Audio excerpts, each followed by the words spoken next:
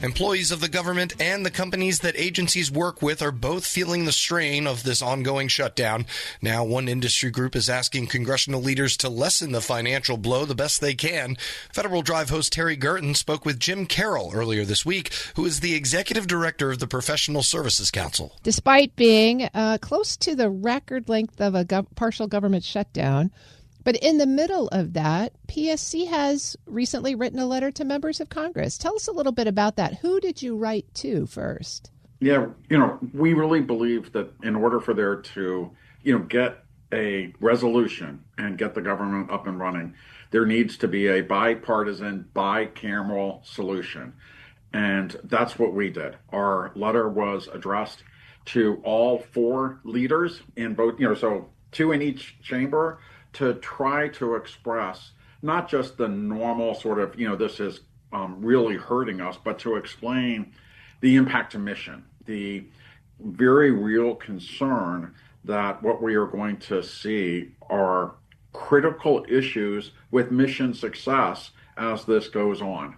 And that's what we were trying to convey in the letter and with some important meetings this week. Jim, has PSC written letters like this in the past, or is this something new?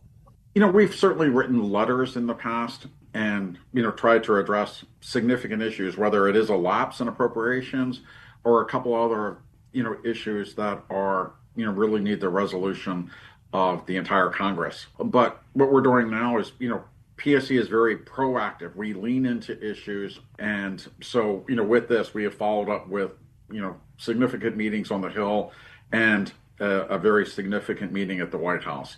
And so it's not just a letter, we're in the fight.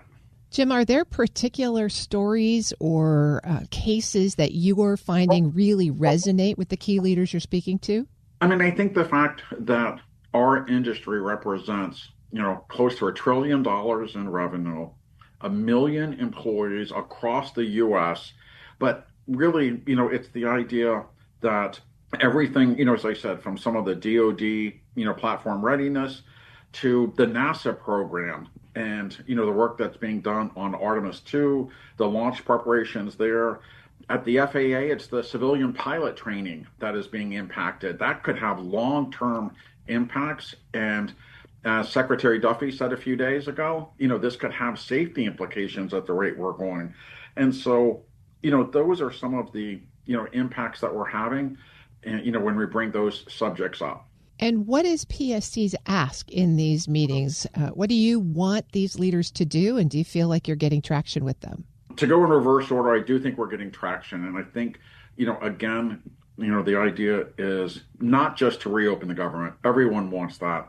But what we're also asking is recognition that once the government reopens, and God willing, it's, maybe today, maybe this week, and God knows, hopefully soon, is that we need the contract officers to get have the ability to move very quickly on getting payments out the door, to getting contracts awarded. And, that's the best way to sort of overcome some of the lag that is destined to happen. And of course, we do believe that our federal contractors need this reimbursement as well. They're innocent, just like the federal government workers are innocent and, not involved in this. And, they should not be, denied the appropriate salaries that federal government workers will, God willing, get. And so that's what we're trying to convey. We're also, of course, want Jaden Daniels to get better soon from, the horrific injury last weekend. And so, but we're not making much progress on that. I'm not sure that's anything Congress can help you with. Maybe not, Terry. I'm speaking with Jim Carroll. He's the executive director of the Professional Services Council. So, Jim, also in the midst of this appropriation lapse, we'll use that language, you all held a defense conference. How did that go? Did you get much participation, and kind of what was the mood? First off, it was a great defense conference. We had over 150 attendees. It was, one of the largest attended events on the defense side that we have had. And, despite some government workers not able to participate, we had a lot of former government workers who just left in January of this year, come back and talk about their experiences and really, sort of explain how best to work in this new world, not only of, what might be a revolutionary far, but really on the mission. What's happening in AI and what is happening with this new technology. We had multiple members of Congress come, and again, bipartisan. The members of Congress who we sincerely work with are those who understand the value that our members bring. And it's not based on politics. I will say Congressman Walkinshaw, right here from the Northern Virginia area where so many of our members are located, he was really complimentary of the industry. And so were the Republican members that came too. But I know for Congressman Walkinshaw, who we've been speaking with quite a bit lately, he said something that I think really explains what we do. And he said, if you want to succeed, you have to have good people and good technology. And that, I think sums up that, what we're doing is we're bringing really good people and good technology. I would say great people and great technology. And that's how, we are able to remain a strong USA. Was there anything about the conversations at the conference that surprised you? I think a calmness, to be honest. I think a calmness with everyone sort of recognizing that this shutdown will end, that people, the larger companies, are trying to move people around, to contracts that are fully funded and do things like that. But, even those, sort of medium-sized companies are calm and knowing that this is a storm that they can ride out. That's our message that we're fighting. Some of the small companies who are, almost exclusive DOD, maybe I should say exclusive to the federal government because it was the DOD contract, it's pretty much exclusive DOD.